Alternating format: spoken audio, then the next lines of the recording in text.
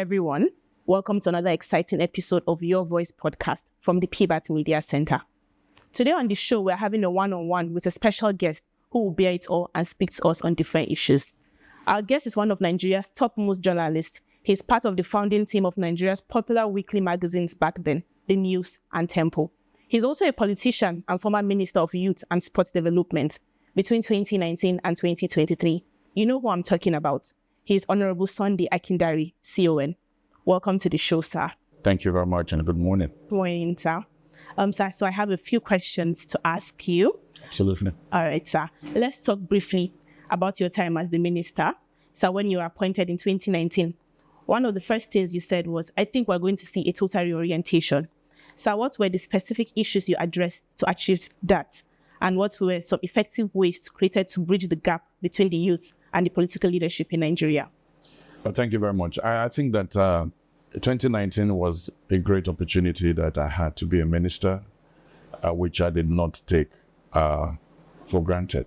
And given my years of experience as a journalist, as a public servant, as a writer, as a media advisor, all of that, I had to summon all of those experiences, apart from my academic qualifications, to bring it to bear on what I was going to do. And to a large extent, I was handed two of the most difficult audiences in this country. Two of the largest audiences. When you look at the youth bulge and the share size, over 90 million and still growing, that's a massive audience. Relentless, a bit in a hurry, wanting change and good governance. And then you look at sports, almost 120 million people follow sports, football especially.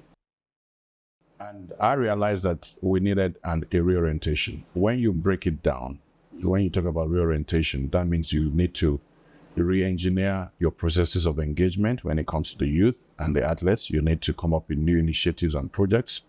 You need to impact, and then you need to execute so that you have expected outcomes. So that reorientation mantra was simply to say, we'll put youth development and sports development on even keel. Because what happened in the past was that sports was the major focus. The youth was just a subset. And then you have this massive, talented youth in this country with great potentials who are just waiting in the wings to take over the realm of leadership. You needed to engage them. You needed to also bring about a level of reorientation. The idea that only government can provide jobs. No, we live in a digital world. 150 digital skills that you can earn to be able to excel as an entrepreneur or as a wealth creator. So all of that was tied to the idea of reorientation. Thank you, sir. Sir, after your time as the minister, the ministry was split into two. We now have the Ministry of Sport and Development, and we also have the Ministry of Youth Development. So do you think this makes the assignment much easier now? And so what role do you think Nigerian youth can play in shaping the political landscape of the country? Yeah, that's a double-barrel question. It's massive. I could take an hour to answer that question, but I'll give capsule answers. A bit of history will do here. Okay, sir. In the past, the Youth and Social Development Ministry was different.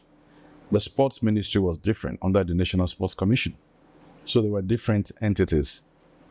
And then eventually in 2015, when President Muhammadu Buhari came in, he collapsed both the Ministry of Youth and Sports together. And of course, I think I shared in the thought process that led to the split of the ministry. When you take it from the NSAS period, it was a wake-up call for this country. Okay. What we did was to theorize the power, the potential, and the number of our youth. And we did nothing directly as the government to engage them. The NSAS was a moment of reawakening to say, this demography needed to be focused on and treated as a block. And what happened under President Bola Ahmed Tinubu is to say, let us carve out a ministry, even with two ministers, for the youth. And that says a lot, to say we want to give it the concentration. We want to make sure that we activate all levels of engagement that can help our youth and propel them into governance, but also make sure that they excel. Then you have sports. I'm one of those that pioneered the idea of sports as industry. In fact, I delivered the National Sports Industry Policy, which is simply sports as business, delivered on September 1st, 2022. Oh. Sports is big business. You have a different discipline now called sports diplomacy, where countries use the power of sports to engage in international relations. And unless a country pays attention to its sports, just a single athlete can change the perception people have about a country. Look at Tobi Amusa when she won last year, when she won the world record for the first time when I was minister. You look at how the wave, look at the Commonwealth when we went there. We came first among African countries. And then our national anthem was sung so many times. So the power of sports. Now, carving out sports as a standalone is also really critical. What would be important for both youth and sports as it is now is not sufficient enough to carve them out as separate entities, which is important as a vehicle for delivery. What's important is that we need to tie down. You see, sometimes you don't reinvent the wheel. If not, governance will never go forward. We need to really find out what are the policies we've had before. How can we have plugins? How can we improve them? Because I tell you, I find a lot of documents on youth and sports that are evergreen. We just need to implement them and put in the right mechanics or mechanism to get it done. But I think it's in the right direction.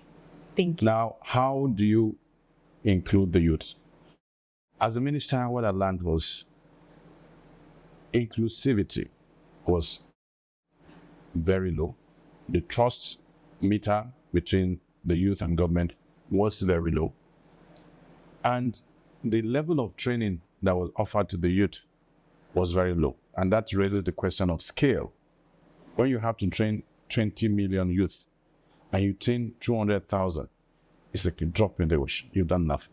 So we must work on scale. We must scale up the number of our youth that we train, scale up the number of our youth that we turn into entrepreneurs, scale up the number of our youth that we bring into governance at different levels. And then the flip side is that every youth wants to be in politics. That is okay. But the movement is towards wealth creation. And the government must focus in that direction. I believe we've seen a demonstration of inclusivity in this government under President Tinubu. He had promised, and we've seen it. It's been demonstrated. Yes. And just recently, we also learned that 35% of the positions will be reserved. So that's walking the talk. And for me, what will matter is that as our youths increasingly get these opportunities, they must be ready to prove themselves. It's not enough to demand for certain rights and privileges.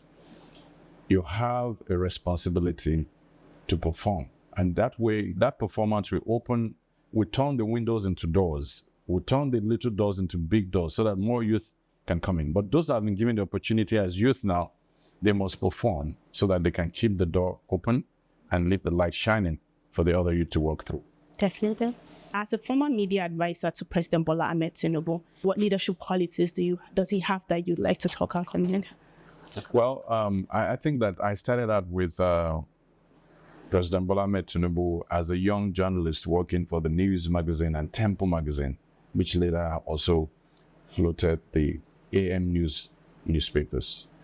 And those were the days of a military dictatorship in our country. So he was one of the leading lights of that struggle, supporting the media in a very robust way, supporting the pro-democracy group.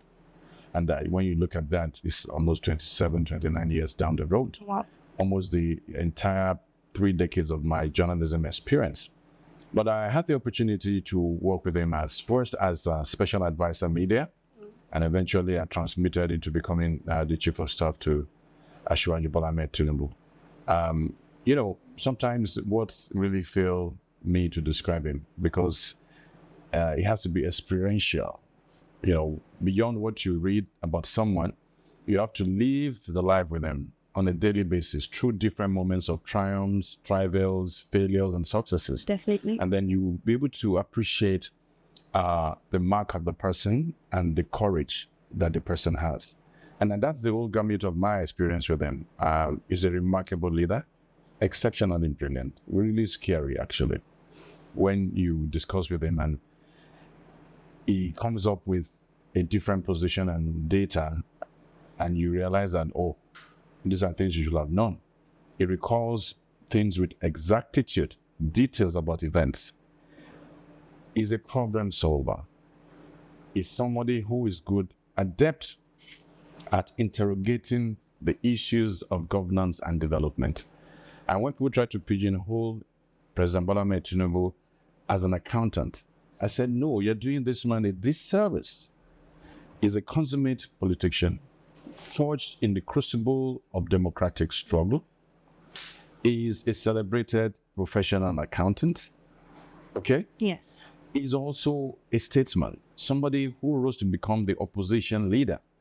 And for the first time in the history of this country, you have the opposition coming to unseat a government that's been in power. Who was the lightning rod for the exit of PDP? It was Asiwaju Bola Ahmed Tinubu. And I had the opportunity to be able to work with him. Somebody who built political parties over time. Somebody whose feet is set in wet cement when it comes to progressive politics. He never left the progressives. He never switched parties. Even when things were totally down, he stayed the course. And that's my point of entry, that this is a leader that we have that will stay the course. And what's that course? That course is to make sure that the teething problems of this country are solved. They are challenging. They will take time. There will be pains. But this man, President Bola Ahmed Tinubu, would stay the course. And that's because in the years I've known him, 7 years as his chief of staff and special advisor media, 27 years of being in the struggle against Abacha, against Babangida, the Nadeko struggle, the exile experience. That entire period provides me a brilliant insight into who this man is. And we're beginning to see that. I keep saying this country needs a surgeon general. Definitely. And right now, in Asiwaju Bola Ahmed Tinubu, we have a surgeon general. Yeah. And what does a surgeon general? He uses the scalpel, the knives, and the rest to get things done. There will be pain along the way. It's going to take time. But then those pains will ease off. The healing will occur, and this country will run faster and develop faster. Definitely. Thank you, sir. So this is our final question, but I'd like to know, prior to the gubernatorial election in 2019, there were a few billboards and posters pushing you to be the next governor of Oyo State. Do you still have that ambition, or it was just an idea back then? I also like to know what is next for Honorable Harry Sunday. Thank you very much. It was not just an idea then, because before you step up to compete, you must be sure that you have what it takes. And in 2019, I was just an aspirant amongst about 19 other aspirants. Of course, you could say that was testing the waters, and it was quite an experience being able to travel around the states. You know, it went beyond the billboards and the posters. It was about sharing your ideas about the development of Oyo State, about meeting people at the local level, the communities, the local government levels, the federal constituencies, getting to understand what the problems were. And also now sitting back to say, oh, will I be able to engage? So it wasn't just an idea. It's a dream, it's a vision, because I believe I have the potentials to be able to occupy that office as it is now. If you ask me what are my immediate plans, my immediate plans are simple. 29 years in the media world, in public service combined, and I want to see that I am able to build a media empire. That empire is being occupied by the youth. My passion for sports and youth development abides, and that will continue. I'm also a man of faith. I put my vision and my dreams, I submit them to God.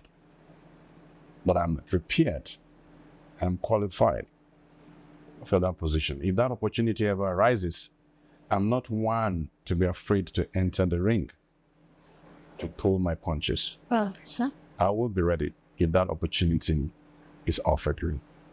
But beyond that is to see that this administration succeeds.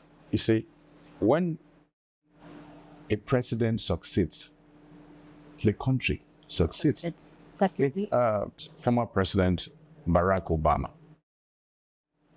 he says, when you wish that your president fails, that means you're wishing that your country fails. We don't want this country to fail. No, I don't. Now it has been entrusted to a leader. And part of my engagement and concentration is to make sure that in my own little way, I ensure that this government succeeds. President Bola Ahmed Tinubu succeeds. And if he succeeds, Nigeria succeeds. If we have a better country, the Japa syndrome, you don't have to mount, soap operas and all of that to get people who don't go. It's not even working. Once this country succeeds, they say there's the Japa out. There's also the Japa back. We'll start seeing the Japa that comes back. And that's what we want to see in the years ahead under this administration. Definitely. It was lovely having you, sir. Thank you. We learned a lot from you. And we're very grateful. I hope to see you some other time. Absolutely. Thank you. We have had a wonderful one-on-one with Honorable Sunday Akindari, CON, on Your Voice podcast today. And I hope you have been enlightened as much as I have. Thank you for watching this show. Until next time, I'm Bettina Luka Boko. God bless you and have a nice day. Adios.